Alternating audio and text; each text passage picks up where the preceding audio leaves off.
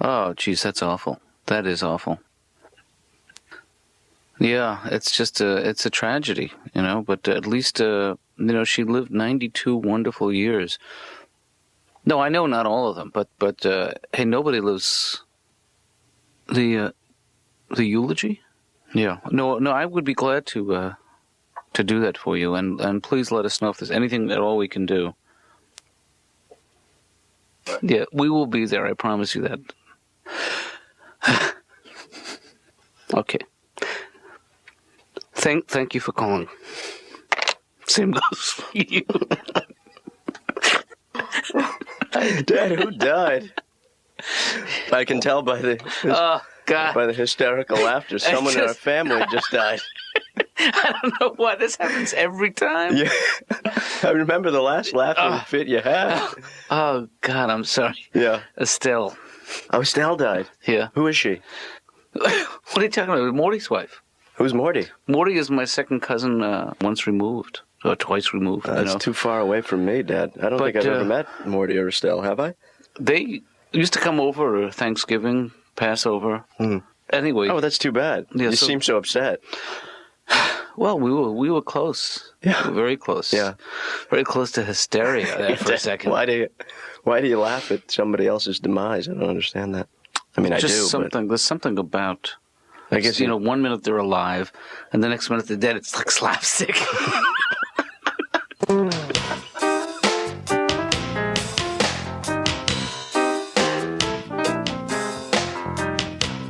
I hope you're not upset.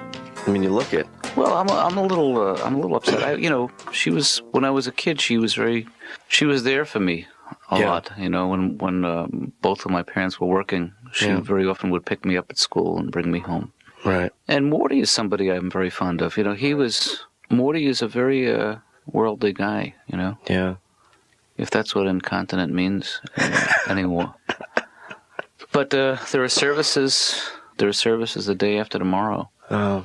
The Jews are obliged to bury their dead within a certain time frame. Yeah, I know, Dad. I'm Jewish. Yeah. Yeah. I know the rules. Thanks for reminding me. I know, but I remember you threw out the manual.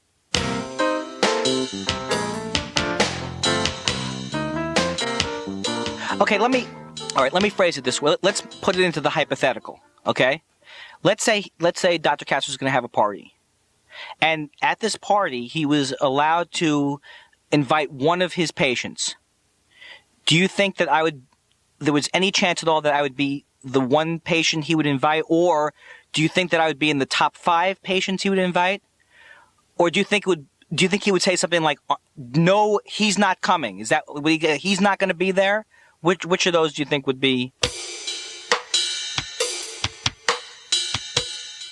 So I haven't been. I'm very frightened of doctors and dentists. And my sister went to this acupuncturist, which was pretty cool. But he was a doctor, but he missed these signs that she had diabetes. I mean, she had all these signs. I mean, she was, for example, she was craving insulin, and then she would collapse after eating a Lifesaver, and still, the doctor still didn't get it at that point.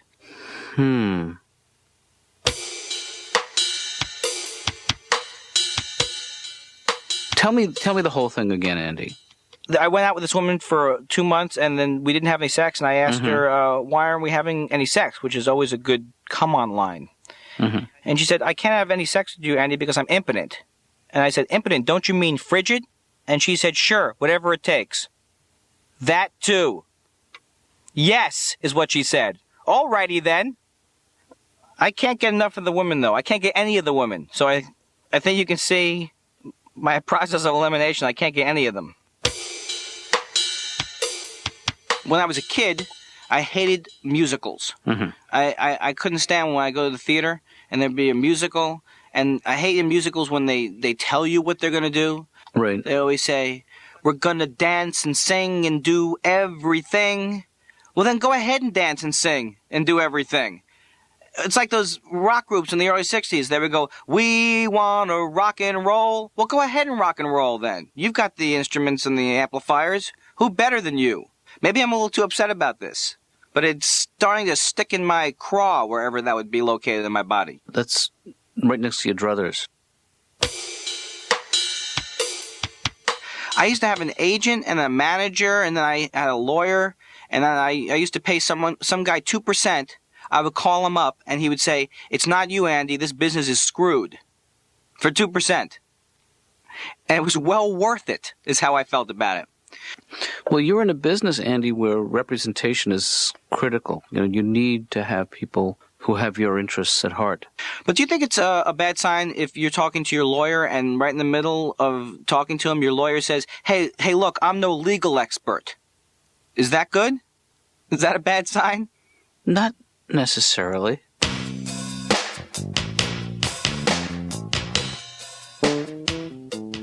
Dad, it's just that it's going to be a little awkward for me because I haven't been to a funeral since I was 12. So I'm a little out of practice. I'll cover for you because I've been to 3 funerals this year, and I'm not a morning person. Well, just go to bed early tonight, and you'll be able to get up early tomorrow. It was a joke. Oh, you mean it was a bad pun? Morning, right? Puns aren't really good or bad. They're just puns. That's what they are. Well, don't defend him, Dad. Maybe you're just not a punny person. That's a bad pun. You slap me in the face now. And Pun, you're going to your room right now. Punish me. Okay. Well, don't pontificate. Okay. Just pun.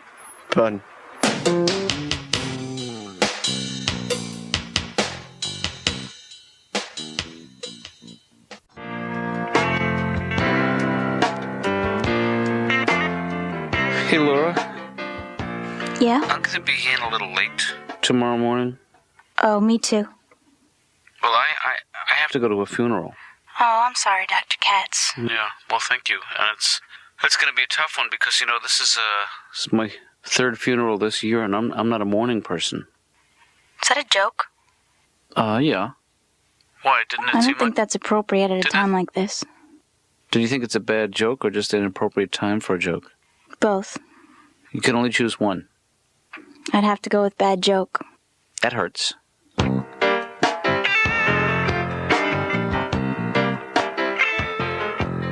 Well, let's try and pick up where we left off last time, Margaret, because I thought we were making some progress. Tell me about your family, about your siblings.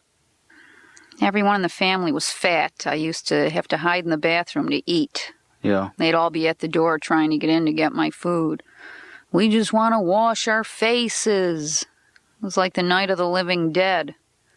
Mm-hmm. I'm telling you, it was a very scary childhood. My mother has home movies you got to be 18 to get into. There's one of a barbecue. If you look real close, you can see Hitchcock sitting at a picnic table. Odd. Weren't you talking last time about your Uncle Joe? Oh, Uncle Joey. Yes. Jeez. Ate nothing but food additives. He was always real shiny like a sausage casing. Right. You just want to stick him with a fork. You knew a fennel seed would come flying out. Disgusting human being. Now Couldn't get a sentence out without, belching. So, Mark, how you doing? Geez, you're looking good. Yeah, you too, Uncle Joey. Yeah, shiny guy. But it's good that you're getting out. You're seeing people, you're taking chances. Yeah, I went out to dinner with a Marine last weekend. Mm-hmm. He looked across the table at me and he goes, I could kill you in 7 seconds. I go, oh, well, I'll just have the toast then. I like him, though, because he fights. Yeah. Everywhere we go, he picks a big fist fight. I love fights. Really? Well, I don't like the actual fight. I like the loose change on the ground afterwards. But you find yourself drawn to the macho types, big, strong guys. Of course, I don't like hairy guys, so I went with a hairy guy. He'd get in the bathtub. It looked like the sewer backed up. Ooh. All that fur floating on that water made me want to snap a cigarette butt in there. Where do you meet these guys? I mean, do you go to bars? Bars. I hate bars. Because I don't drink or smoke, Guys coming up to me, hey, cupcake, can I buy you a drink? I'd always say, no, but I'll take the $3. And then they want to know my name. I say Margaret, and they always go, what do you like to be called? Like Margaret's a crummy name. I go, oh, just call me Bubbles. I'll give you a name, you little weasel.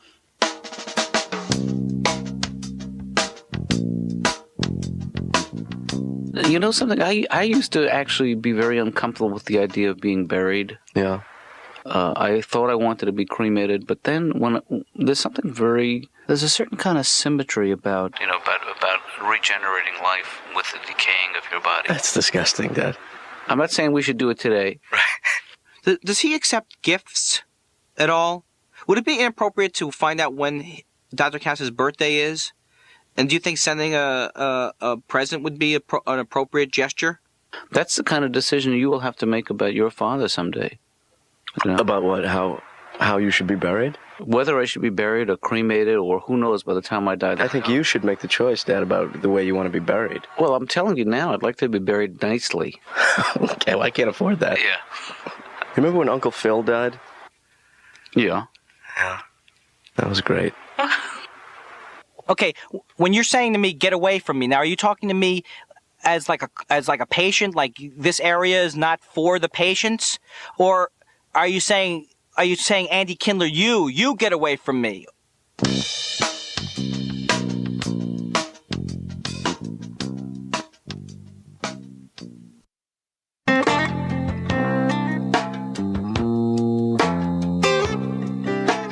Dr. Katz's office. Hey, Laura.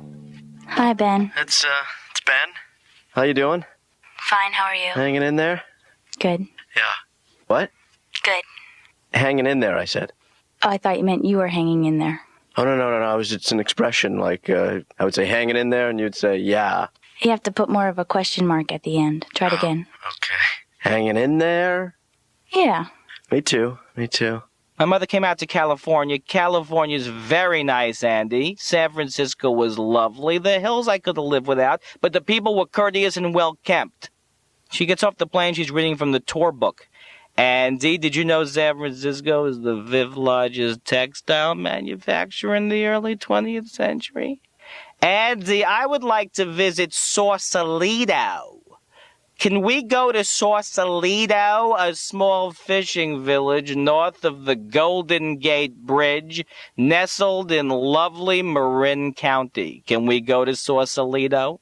You know, actually, it's kind of a tough time for the Katz family. You know, I don't know if you've heard, but my Aunt Estelle died. Oh, right. Were you very close to her? I didn't know her. I mean, my dad told me I met her a couple of times, but I don't actually remember. Oh. I think my dad was kind of close. Is he overly upset today? Not really. Well, he should be. I mean... He was trying to make a bad joke. Yeah. Well, the thing about this is I have to go to the funeral tomorrow, and I'm not exactly a mourning person. You know? Right.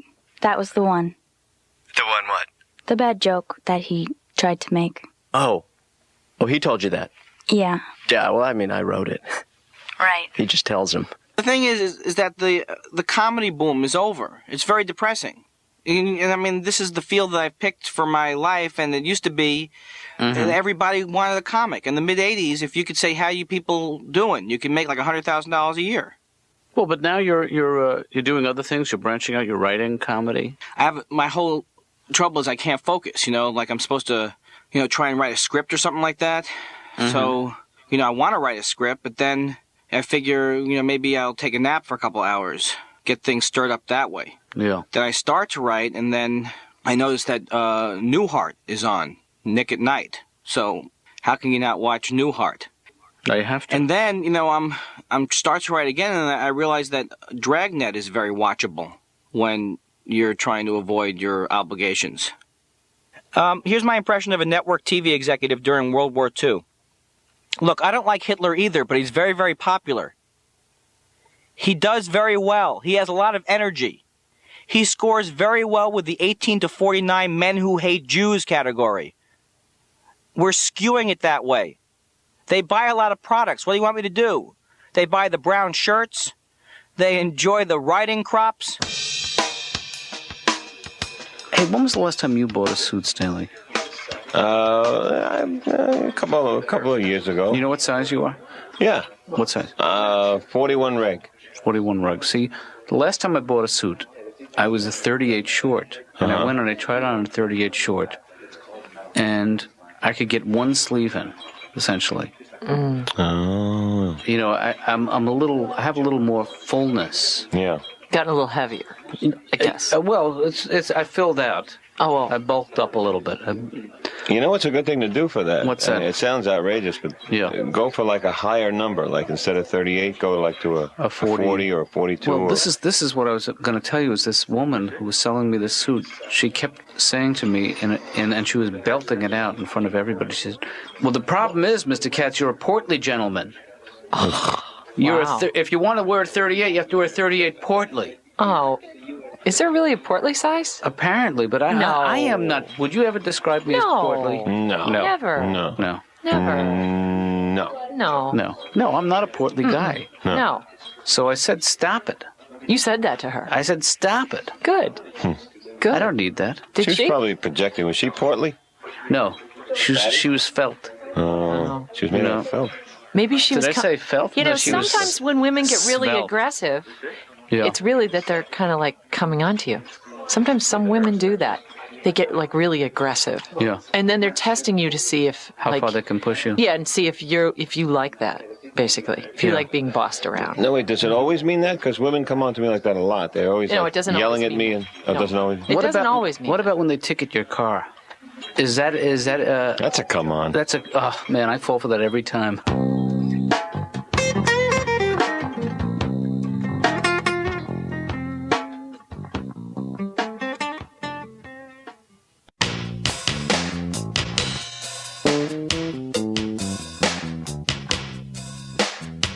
You know, those salespeople, they hate their jobs. Yeah. I remember the last job I ever tried to get in the normal workforce. Guy told me I had to wear high heels.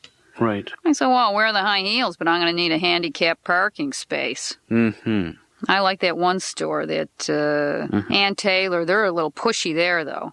Yeah. Get in there, they follow you around, rush me in and out of that dressing room. You know, I get in that dressing room, I like to stay a while. It's nicer than my apartment. So I'm in there like 10, 15 minutes. She comes knocking at the door. I go, what? You been in there a while, are you okay? I opened the door a crack. I said, no, could you get me some toilet paper? What does she think I'm doing in there? Oops. Margaret, I'm sorry. You know what the music means. We're going to have to stop now. I know our time's up, but... Nope. Gotta go. I think I got designs on you. Bye. What did you just say? I think I'm in love with you. Bye. Wait. This is I mean, I wish you had said this earlier. Well, then we would have had to talk about it. But we do need to talk about it. Well, okay. But, you know, we can't do it now because our time is up. But we have to talk about this issue next session. I think you should chip in half, though. Why is that? If we're talking about our relationship, isn't that a couples session? Well, technically, but it's really more about what we call transference in this business. Don't worry, I'm not going to stalk you or anything. Well, that's good. I mean, it never really crossed my mind. I never addressed that issue in my mind. But I have to get going now because I never go directly home. You know what I mean? I don't know why I'm telling you this.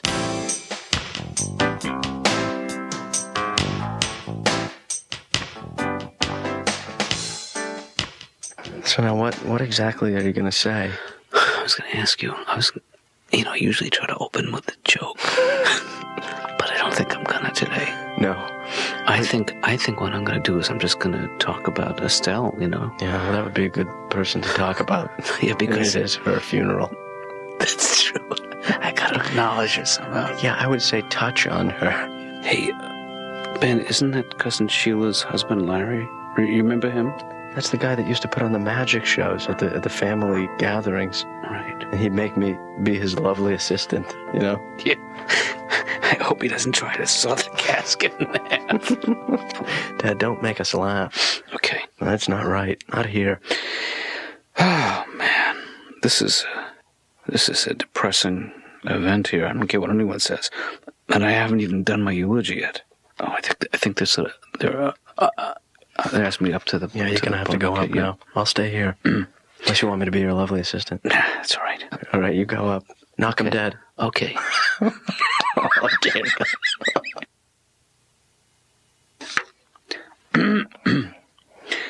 When I first heard that Estelle had passed away... Can't hear him back. Ben, if you can't hear me, come a little closer. I'm sorry, folks. When I first I thought of when I first heard that she had passed away. I thought of her life, and Estelle had 92 great years, and by my count, that's 92 great years. I'm sorry, I lost my place here. I remember her love and her laughter. And her love of laughter. Mayday, Mayday. Estelle was a remarkable woman. In her lifetime, she accomplished so much and did so much for so many people in her 92 years. Which, if you break it down, it's not that much considering how long she lived, but still, wrap it up. She did a lot. I know what the music means. Oh, Dad. How'd I do? I thought for sure you were going to turn it around, but you didn't. I mean, I've never heard a eulogy before, but I think it's safe to say that was the worst eulogy ever given. At the after party, we're splitting up. That's all there is to it.